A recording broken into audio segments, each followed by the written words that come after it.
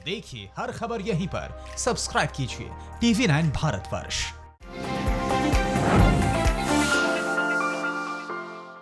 Hello, आप देख रहे हैं खबरों की गरिमा विद पूर्णिमा TV9 भारतवर्ष के डिजिटल प्लेटफॉर्म पर। और एक बार फिर से मैं आपसे जुड़ी हूं एक मसले को लेकर, और मसला और उस पर मेरा टेक क्या है उसके बारे में बातचीत करने के लिए, क्योंकि जगह जगह लोग फंसे हुए थे। तो अब ये शुरुआत हुई कि चलिए कवायद शुरू की जाए कि उनको उनके राज्य वापस लाया जाए। जिसमें जो नांदेड़ वाला मामला सामने आया, वो मामला लोगों की अब चिंता बढ़ा रहा है।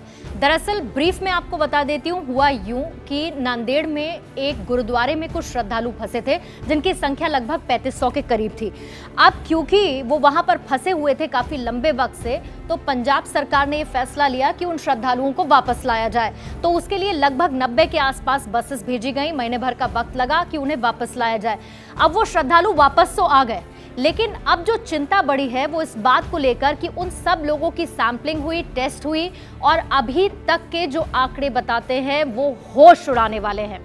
होश उड़ाने वाले इसीलिए कि अभी तक की सैंपलिंग के बाद जितने टेस्ट के रिजल्ट्स आए हैं उसमें 178 केस पॉजिटिव पाए गए हैं, और ये केसेस और बढ़ेंगे, इस तरीके की आशंका जताई जा रही है।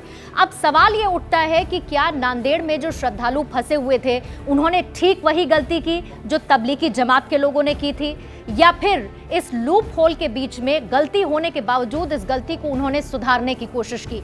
तो देखिए, गलती तो हुई, लेकिन ये भी लॉकडाउन से पहले फंसे थे जैसा कि तबलीगी जमात के लोग। लेकिन जब उनको आइडेंटिफाई कर लिया गया, उनके बारे में जानकारी हासिल हो गई, तो तबलीगी जमात के लोगों ने जिस तरीके से किया कि वो जगह जगह जाकर छिप गए, छापेमारी करनी पड़ी, वो सामने नहीं आ रहे थे। यहाँ के लोग जब वापस लौटे तो सब लोग टेस्टिंग के लिए, सैंपलिंग के लिए तैयार हुए, और किसी ने भी कहीं छिपने की कोशिश नहीं की, किसी ने भी अपनी जानकारी छिपाई नहीं। तो एक अच्छी बात इन लोगों की ये रही कि इन्होंने गलती एक जगह जुटकर कोरोना वायरस फैले इस बात की आशंका को बढ़ाया जरूर, लेकिन यहाँ सैंपलिंग के लिए तैयार होने के बाद ये इस चीज़ के लिए आगे आ गए कि आप हमें हमारा टेस्ट कीजिए, अगर हम पॉजिटिव पाए जाते हैं तो हम इलाज करवाने के लिए तैयार हैं। लेकिन इलाज करवाएंगे, लेकिन उसमें चिंता सबसे ज़्यादा आंकड़ों के साथ बढ़ रही है। आंकड़े अभी तक के मैं बार बार कह रही हूँ, सोचिए 3500 अगर लोग श्रद्धालु उस गुरुद्वारे में थे, और अभी तक के जो रिजल्ट आए हैं उसमें आंकड़ा 178 टच कर रहा है, तो 3500 का जब रिजल्ट आ जाएगा तो ये आंकड़ा कहाँ तक जाएगा।